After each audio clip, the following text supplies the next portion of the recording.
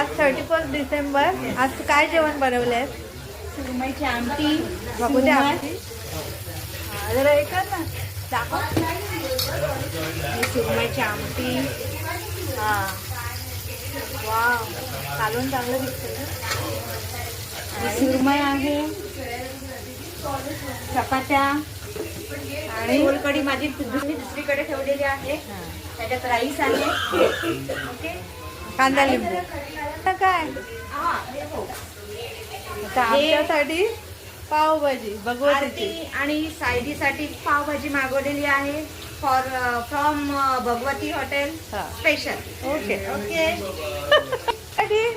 आमच्यासाठी fish fry होते.